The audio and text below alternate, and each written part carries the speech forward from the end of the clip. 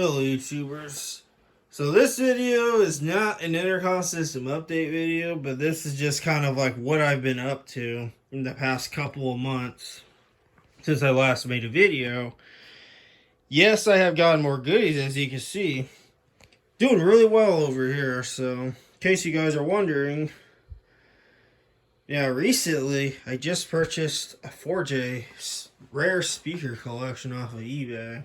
If you guys have been browsing in the last few weeks on eBay, specifically looking for Fourjay's products, you may have stumbled across this post.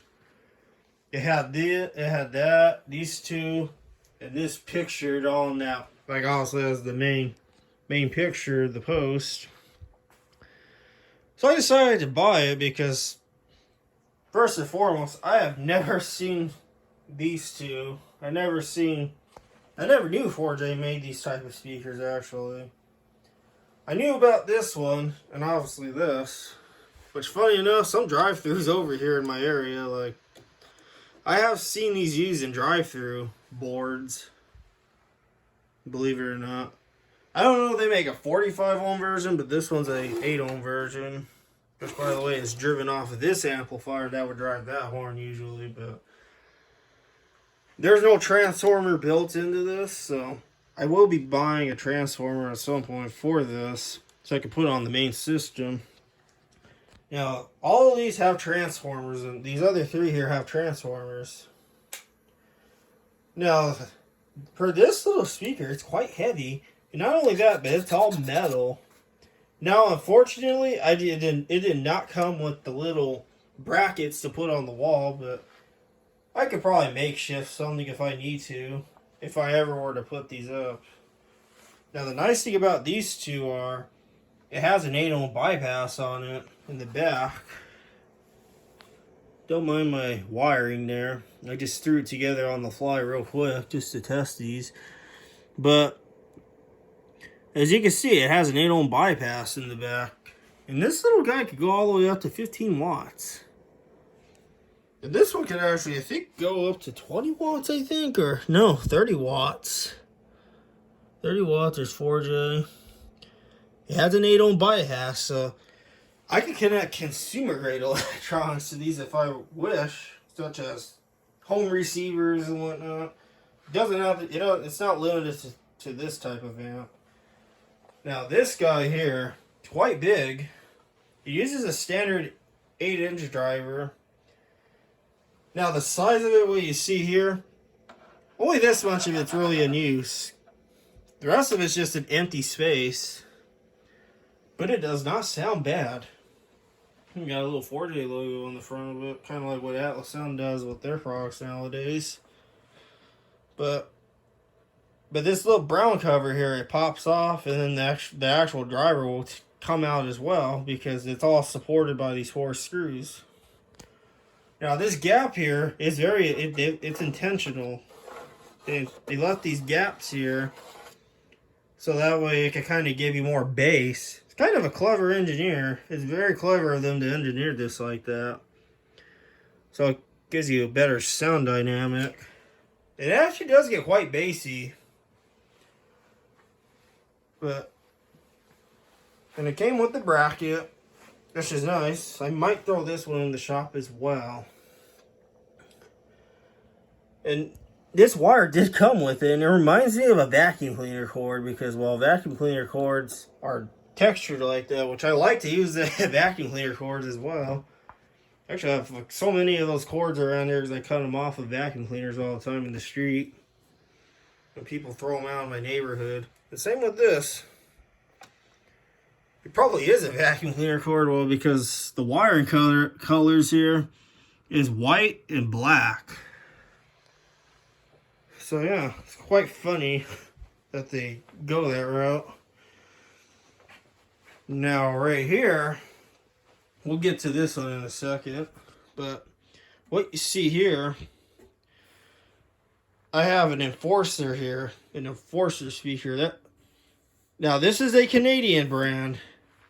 How this came about was, one day I turned on the TV, and there was nothing absolutely good. I believe it was on New Year's Eve, this current New Year's Eve that, passed.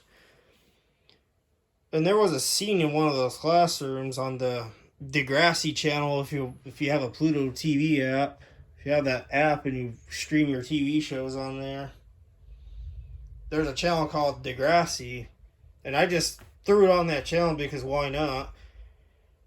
And in the classroom was one of these, and I found the full episode on YouTube, and I sent it over to another viewer that kind of is another enthusiast, and he's like, "Oh, that's an enforcer," and he sent me an eBay link. And this was the only one posted on eBay, so I decided to buy it. And the dot patterns are interesting. It kind of sort of reminds me of low wow in a way, but the dot patterns are just a little bit different. They apparently make the square version too, which I believe they use in Home Depots in Canada. Now, I've never been that far, so nor have been in Canada, so yeah, I haven't been across the world for all I know, so I don't know. There's some hidden gems out there. And this one did come with the can. It used to be silver, but I painted it black just because, metal gets oxidized, and especially if you put it like in high humidity areas, it get rusty, so I decided to paint it. Now, interesting enough too, this white spray here. Now, I did not paint this baffle. It came with already, someone had painted it with the flat base paint at some point, like when it was installed in the ceiling. But this white you see here, this actually has a foam surround. And the actual basket of the speaker reminds me of I'm pretty sure it's the exact same basket that this wheel lock up here uses. It uses that same exact basket, just a different cone. Now right here what you see is a Rowland. It's your typical Rowland Quam rebranded speaker. I did repaint this one, and I painted it this green because, hey, it's different. I didn't only just paint this, but I purchased a back can. It's made by Bogen. I think it's an RE84. I know a place where you can get them for a very reasonable price. But I painted this is because the paint was the original paint was like half yellowed and very scuffed. It was kind of in poor shape. So I decided to paint this just because why not? And it came out nice. I put a clear coat over this as well. This and that can. If you guys ever decide to paint your stuff, especially, intercom speakers, go with Krylon paint. Do not use Rust-Oleum. So, Rust-Oleum, like the first coat, it'll come out nice, but when you put your second coat of Rust-Oleum paint, it doesn't matter how light you are, that stuff it'll have like this crackly effect type of thing, and it looks ugly. Use Krylon paint, which you can find at Hobby Lobby, and use a matte clear coat. Also, preferably use the one from Hobby Lobby as well. Because I don't know, some paints have reactions to other paints, so that's what I would recommend. I also put a clear coating on this so that way the flat base paint doesn't, get scuffed as easily, as well as the can. Now, those of you fans in Australia, you guys will probably be happy to hear this. I've also purchased a Redback horn. So, that is still on its way. But I will make a video on that once, hopefully when it arrives, when I get the chance as well. I believe it goes up to 30 watts, and this one does support 70 volts. Also, even if it was 100 volts, I could still throw on 70 volts equipment. Just the power output will be reduced. So I could connect it to, equipment that we have out here. Yeah, so I've been wanting to purchase a Redback horn for a while, because I know some of you have brought it up in the comments in the past. Oh, you should get a Redback horn. Oh, you should get a Rolla. So, I have that on its way. The good old Radson has made a comeback. Now this amp here has had nothing but so many problems. I've had to replace the power output transformer on this because it caused too much noise interference on this, so I decided to mod it with a switching mode power supply on the inside. I've also had to change out a few components. I've had to change out potentiometers here in the front. But the biggest issue that this thing's had right out of the box was it's always been so unstable. Like if you crank the bass just slightly, it causes this amp to make this funny sound, and then it makes this, I don't know, it makes this funny, weird sound, like when stuff gets unstable.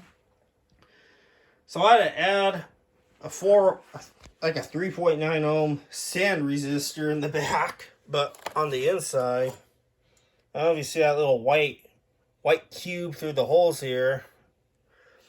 I had to add that in there to give it some load.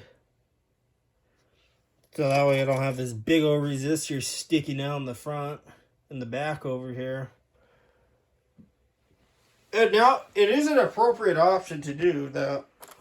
It is appropriate because now rather than going through a speaker, and that's what I found is if I added like a 4 ohm, just a single 4 ohm speaker and then, do the rest in 70 volts, it would be stable. Typically, manufacturers will advise you do not do that. But this amp here, I had to do it. So it's a load in form of a resistor. And this button here you see, this alarm button, I cut it out because I call it the self-destruct button for this thing.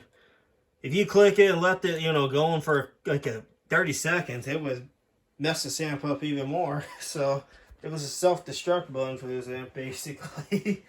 So I cut it out. And this was all hand soldered in Mexico, so with using global components, of course.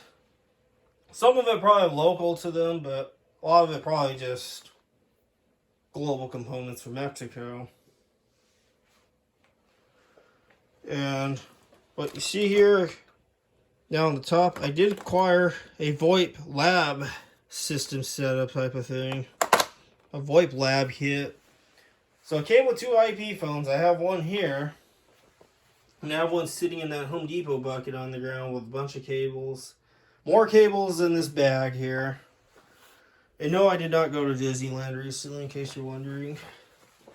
It just happens to have... I just happen to have bags around here, so.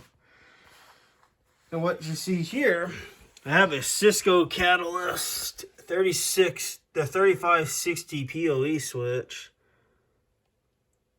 So, and it works. That's what came with the Voice Lab kit here. And then what you see here, I have a Cisco router, and this is the brains of the operation here. It's a 2800. Now, it comes with the call manager and iOS and stuff installed, so now it's just me learning the CLI, which I'm kind of tinkering with this here and there, but it probably won't mainly start happening till the summer, so when I have a little bit more time to play with equipment like this. If this is all successful, I might replace the Meridian system with this. As far as my current analog phones I have, I'm still going to have them connected to this analog phones, my paging interfaces, which I've also purchased a couple of cards for this, an FXO and an FXS card. An FXS card is for stuff like this, or just standard analog phones, to be connected to your Cisco equipment. Or I should say the Cisco router with the call manager and everything built in. And I have an FXO card in there for outside analog lines, such as my Google Voice gateways. I could directly connect them to this, and then I'll have phone service on all these IP phones. If I, for instance, dial 9, it will redirect me to one of those FXO ports.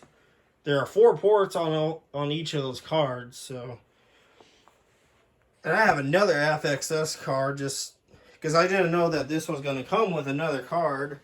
I just thought it was going to come with empty slots, but actually I ended up with an extra one, so. Which is nice because I might end up using way more than what it has already now. Now, this is not for sure yet with the Meridian system, so don't start crying and say, oh, they're going to get rid of your Meridian system. No. This is once I hopefully get this system going. Just, it's a lot of learning. So, for now, I'm still going to leave this here. So, yeah, and I have been using these quite a bit. If you guys think I don't use these all the time, oh yes I do. Mainly for music, I use it for. I'm kind of let's say I'm quite addicted to music. Oh yeah, before you guys are wondering about this table, I did acquire this from the family-owned restaurant of mine, which the property sold about a month and a half ago. So if you guys might be seeing this in the videos from this point forward, I call it my lab table for stuff like this. So, guys are looking for Toslink to converting a Toslink signal over to an analog signal. This is a great thing to get. Matter of fact, I just used this last night with this very old Vizio TV, also acquired from the family-owned restaurant. Got a lot of miles on it, but still works. Couldn't see this thing go away, so I saved it. Plus, those Aero TVs are built way better than the ones you find today. And then Roku device, Roku Express. Now I have this connected to the TV, and then coming out of the TV is a Toslink digital optical audio output that goes straight into there. Needs a 5-volt power, so I just plug it into a USB port, which just does actually have a USB port, but it's called service, so I steal power from that to power this. I know this video is going on longer than usual, but about to wrap it up here. So last but not least, I finally acquired a Bogen MCP 35A Bell. I call it Bell interface, but this is a push call type of system. Now I do not have this powered on, but now don't mind those labels. I stuck them on there, but all these other little labels you see here, including the icky physics, bio, and chemistry lab. But I left those on there because it gives a character, so I am not going to take them off. I'm just going to leave them. This unit works really nice. The only one little problem I have with it is when I, for instance, switch one of these, it's not on right now, but if I switch it to the green, it makes this beeping noise all the time, which I don't think it's supposed. I think it's supposed to do it once when you flip this, when you flip it to a dedicated room. It's supposed to beep once, and then you click this little button here the right way, not using the emergency pages. Speaker Freak 95 stated, because he has his own unit as well, but it's much smaller. I think his supports 25 classrooms. Mine here supports 50 classrooms. Which I only have like 3 out of the 50 in use right now. But when I click this, I could talk, and then to release it, you can listen to the room. So this is some high-tech stuff to spy on someone in a room using old equipment. Yes. And yes, it will actually use these as a microphone, interestingly enough. I never knew there were such systems out there that could do that, but apparently something like this uses it. Now, this is a 25-volt system, not a 70-volt system, so But I could get away hooking up 70 volt speakers to it. It just will reduce it to like 2 watts if I have it tapped at 4 watts on 70 volts. So yeah, I'll play some music here.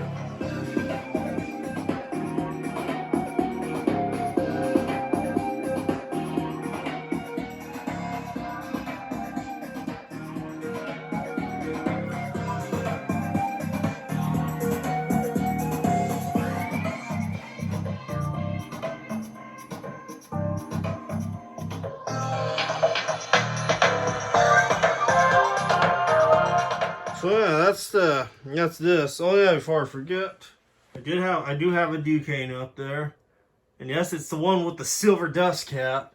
Now, I currently have this one connected to this, but it's not on right now because there's a lot going on. Duquesne have their little face, their silver dust cap face, like all the cheap electronics you get at the store these days. They tend to gravitate towards silver or chrome dust caps on this stuff. Now, despite of electronics being cheap that commonly have those type of dust caps on their speakers, this driver is actually pretty decently built. Gives me kind of that sound oiler vibe type of thing. It's really nicely built, and the driver actually sounds really good, but I guess Duquesne wanted to blend in with all the cheap consumer grade electronics at the time. I don't know what that deal was about, but it's quite cool. But as far as this goes, I redid the shelf too, but it's not perfect yet. I just threw everything together to kind of make some more room in here. I will fix this someday, as well as this. Maybe in the next couple months, I'll fix a bunch of stuff, make it a lot better. But hey, so yeah, I hope you guys enjoyed this video. So, and there's a lot more to come. Just maybe in the next couple months, I will do a batch upload of stuff. So yeah, stay tuned for more.